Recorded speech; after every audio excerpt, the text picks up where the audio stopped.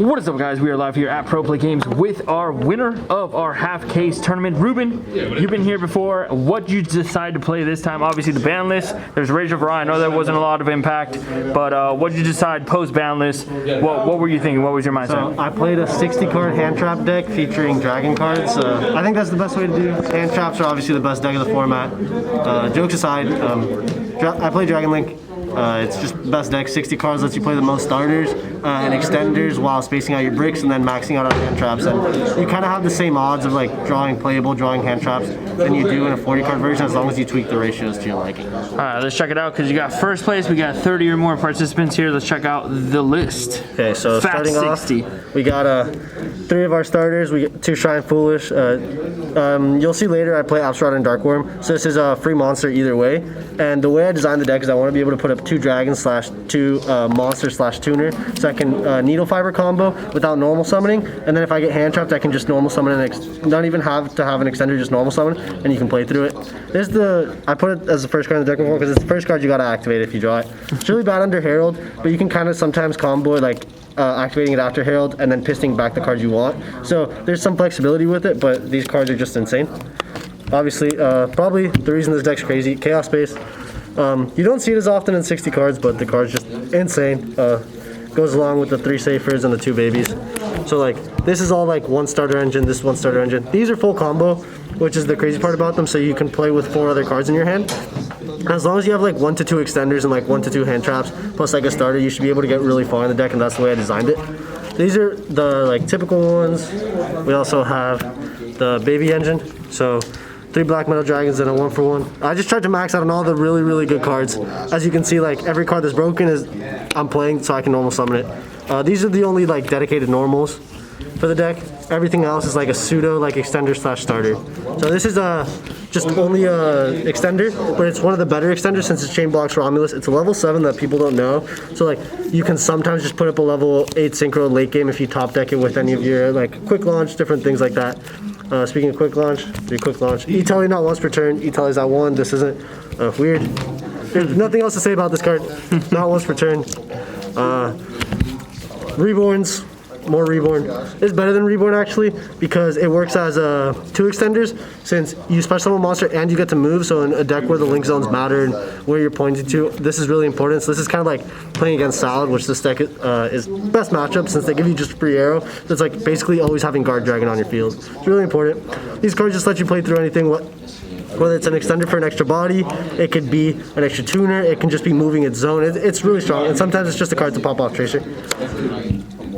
Then one of Ruben, E-Telly.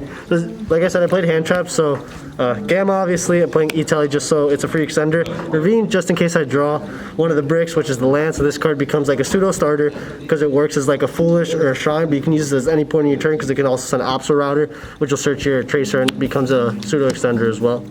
The Rocket Engine, 3 Tracer, 1 Absol, 1 Recharger, 1 Synchron. So this is just a needle fiber target, but it sometimes comes up where you can like make this into a Savage or that with Nocto Dragon. And like late game, normal summoning this, bringing back Nocto or this is just really strong. Obviously Recharger, card's crack. This card just, when it's Foolish as it searches, you have a lot of ways to just access different cards and you just want to toolbox everything in your deck. That's why I think these are really important. Obviously 3 Tracer, it's the best one. So any Dragon Special Summon plus like Tracer is your ideal opening. So you can force hand traps doing the regular combo, and that way you don't have to Special Summon, and you can just use Boot Sector early, and you can just pisty back your Tracer later in the combo. That's why I think these are really good, but I wouldn't want to play any more. Never really want to draw any of these. You want to tutor these out of your deck. This is the card you want to draw, that's why it's maxed out, obviously. Then the 1-ofs. These are the 4 like decent 1-ofs. You don't mind drawing Darkworm because there's a lot of ways to put it in the graveyard. Chaos Space pitch Darkworm is really good.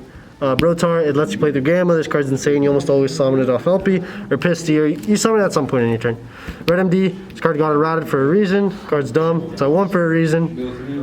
You don't need the second effect. You actually don't need this at all for your combo. It's just, I like to do it if I have an extra extender. That way it lets me see 4 more cards in my deck, as you'll see in my extra deck. That just lets me dig into hand traps. So I'm not only playing with the Herald Savage typical end board, but I'm also having hand traps in my hand that my opponent doesn't know about. Obviously Levy.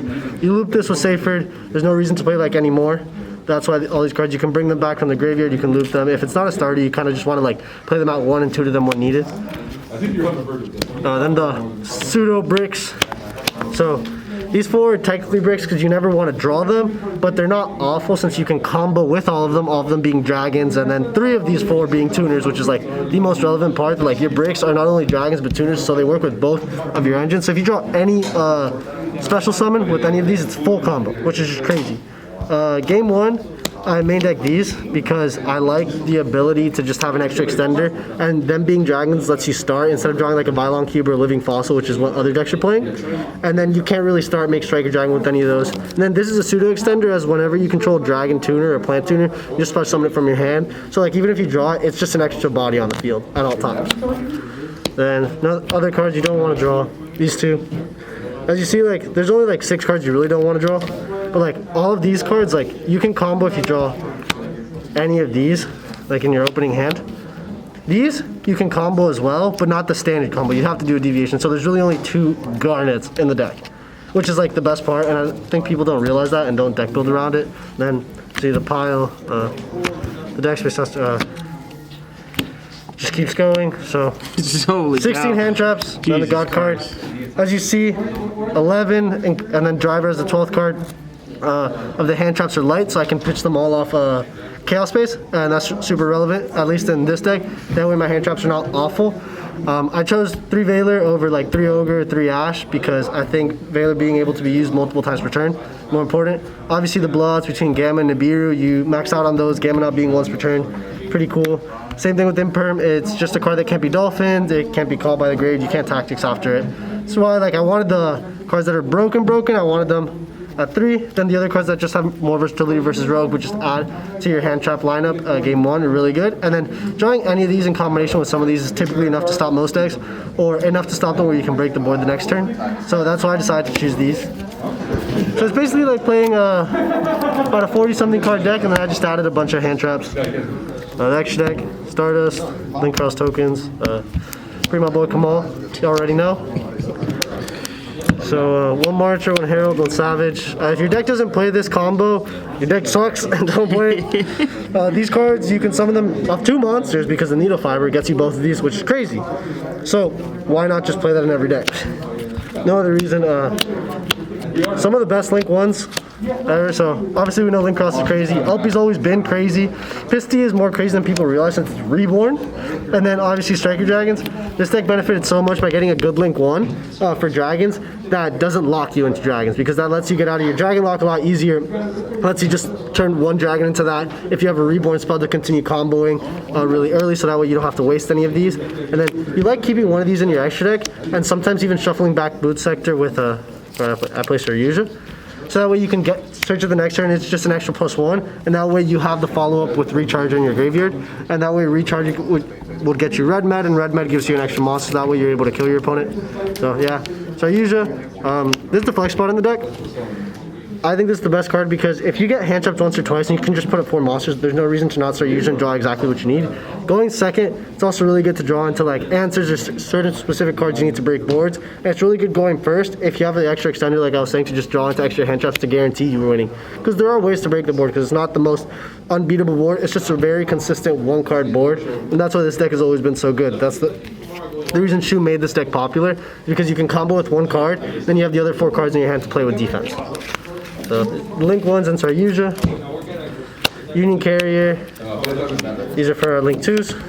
So one's broken Link 2 for a while, obviously. Follow up with Union Carrier. Like these 2 cards should not be in the same format. Being able to just like shoot out 2 free negates and then just have any 2 monsters to make carrier is just like an FTK, because that way your opponent can't use the extra deck. Like having these 2 in format's not healthy, but if they're gonna be legal, I'm gonna play both of them in my deck.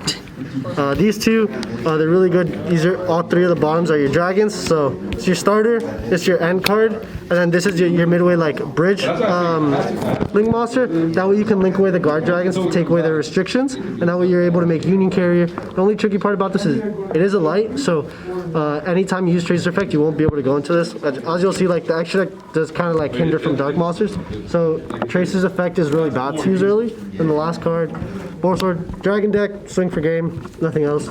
It's just out to Dragoon, out to a lot of cards. Side deck, Oh, one more thing, actually. Discuss why you didn't play Dark Dragoons, right? Because we talked about this before. Dragoons, such a powerhouse. Why not? So my theory with Dragoons is it does the same thing that Herald does. It does the same thing that Savage does. It does the same thing that any Omni Negation does. So I would have to add 3 more bricks into my main deck, and then I'd have to dedicate exactly 2 extra deck spots for this card. So I think the risk of playing these cards and just not the consequences, but just the downsides of playing it just outweigh them, at least in a combo deck. For a control deck, you could definitely add it so that way you raise the ceiling of your deck a little bit. The ceiling of this deck is already crazy, so there's no reason to add extra cards like that. Got it. Thank you. Side deck, 3 Droll, 3 Lancia. Like, these are the extra hand traps. If my main deck was not enough, these should definitely get the job done. It's just really good. 60 cards, so you're not always going to drop, but I want to drop this versus like the Alistair decks because they can't Mechaba and that way they can't Maximus me. That's like the most important thing. It's like a decently good hand trap in the mirror, but you kind of need to draw with something else. Same thing with Droll. Like, these cards are just overall decent. They're not crazy, that's why I don't main them. But in combinations with any other hand trap, they're typically enough to stop your opponent's turn. Bank tops, Konami, listen to everyone, bring it to 3. Harpies, and then I guess I'll show all these 3. These are like the new Trinity and YuGiOh, I think. Staples. Got them somewhere like, in the 60. Out to Mine, out to Herald, Savage, Buster, etc. And then this is just stopping judgments, basically. Like, these cards are just crazy. They're so applicable. Like, you can main deck all 3 of these and like no one would call you crazy because they're that insane. And then the last 6 cards, just more blowouts. As you see, like, I didn't play like anything spicy, nothing too crazy. My side deck was super standard. Just 3 O's all the way down until the 3 broken 1 O's. I was explaining this earlier, just you want to just see these cards. You don't want to play any other cards but these because these are the most impactful in those positions that aren't in your main deck. And that's why I don't think cards like the Vylon Cube and Smoke Grenade, they're really good game 1 if your opponent doesn't expect it, but game 2 you're most likely getting hand traps, so you're not getting that far. And then siding cards for go first I think is irrelevant because your deck should just be winning every time it goes first if it's combo resolved, so you shouldn't have any going first cards. One card you didn't see, or a couple cards, Tactics, Droplets, and Dark Ruler. So 60 cards, no Dark Ruler, no Droplets, because it's just a lot harder to draw them and it's more efficient to stop my opponent from making a board than trying to break it with those cards. And then Tactics, I just don't think the card does enough right now. The fact that your opponent can like hand trap you, you Tactics them, and then you can either rip the other hand trap, or that can be an extender and it does the same thing and the extender is just better at any other point. And I also think that like going second, the card's so mediocre because they're typically going to have a negate, and a good player is not going to force their negations in the main phase. Like, today I was so patient and I saw a lot of Dragon players do the same thing. You don't like waste your Herald if your opponent tries to swing into it. That's fine. Like, you only seal in the battle phase. You like Savage main phase too. There's like very specific like interactions that you have with the deck to like not lose to Tactics. So if you get Tactics like main phase 2, that way they like can't crash your mouse, so they have to have like a way to Tracer to break it. And that's like if you Heralded, if you Savage, and they're able to like bait your seal and then Tactics you and then have a Tracer and then be able to combo after that, like, I was never winning the game anyway. That's just the reason I don't play those cards. I need to play the cards for back row and then just push for combo. Well, thank you again, man. Your insight in this deck has hopefully helped a lot there at home. Obviously, it paid off for you big. You beat some of the best players, you know, and you know, this local's very stacked. And another win. And adding to that, prize winnings after that 2000 always feels a little bit good. We'll see you at the next one. Thanks again for the deck profile.